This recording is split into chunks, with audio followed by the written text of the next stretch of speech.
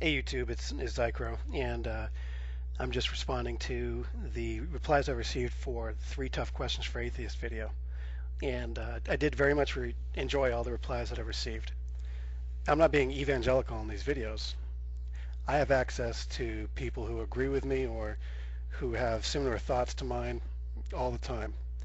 But I, as a person, have an interesting and opposing views, and the internet definitely gives us ready access to people who will voice opinions that are different and original and interesting to think about. And so on the first question, the question was who's more evolved, the religious or the irreligious?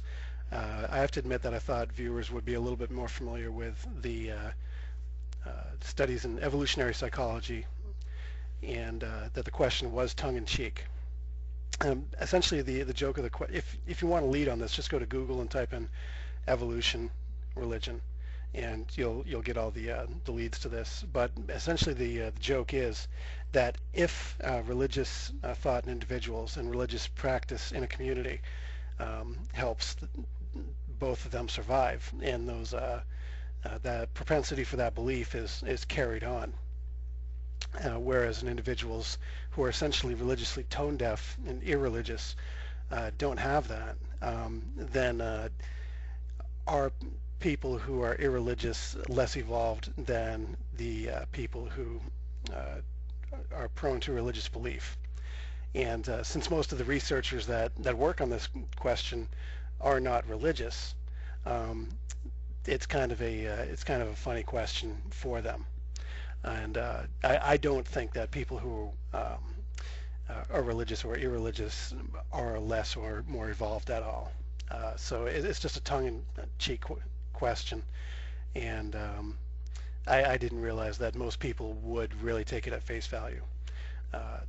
So the second question was without any transcendence beyond the material world, is there any point to life, or what is the point to life?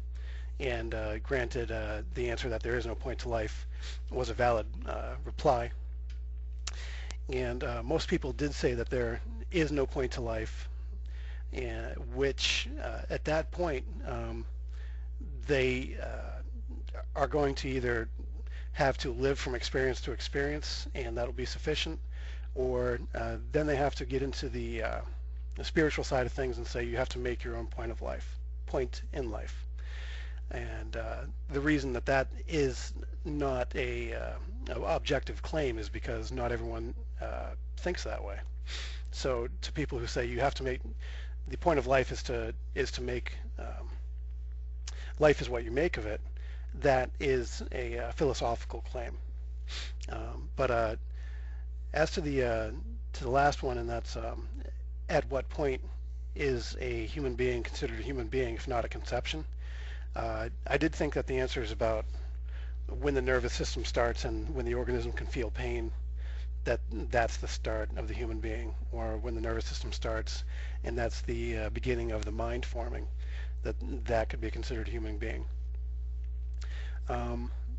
Well, the feedback that I would have is that a human being should be considered a human being with all the rights thereof at conception.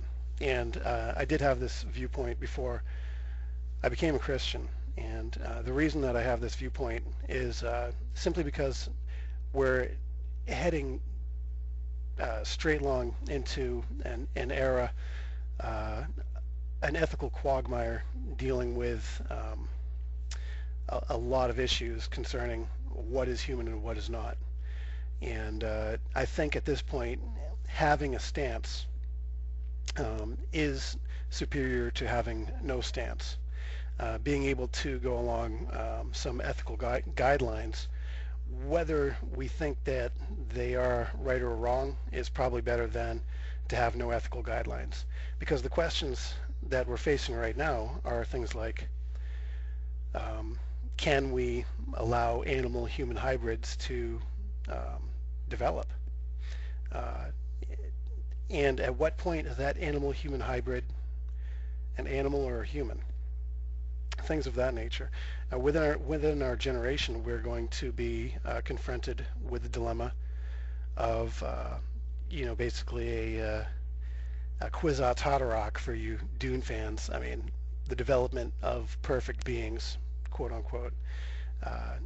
People who have no genetic carriers for disease, and designer babies basically who have accelerated IQ and perfect physical condition given to them, and at that point, would it be illegal to have a natural birth?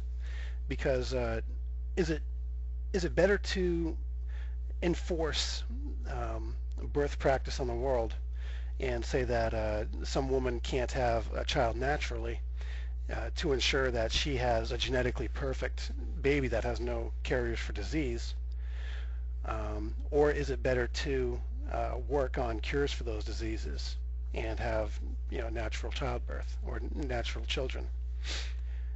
There's a lot of ethical questions that we're diving headfirst into as a race, and historically speaking, when people go straight into situations that they don't understand, there's a lot of strife, and I think we can avoid a lot of misery and strife if we as a species work to have ethical guidelines on things like when is a human being, what classifies as a human, and how we are going to proceed with genetic engineering and genetic alteration of our species.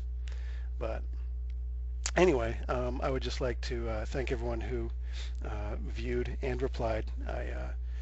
I did find this discussion pretty engaging, and I look forward to more in the future. I will come up with some more questions, and you don't have to worry about any subversive apologetics from me. I am upfront about what I'm talking about. Some people who replied to me, since they know I'm a Christian, as just kind of a knee-jerk reaction when replying to me. I mean, they're just looking at the Christianity and not looking at the fact that I'm just a person and I like to ask questions and think about these things too. So, peace.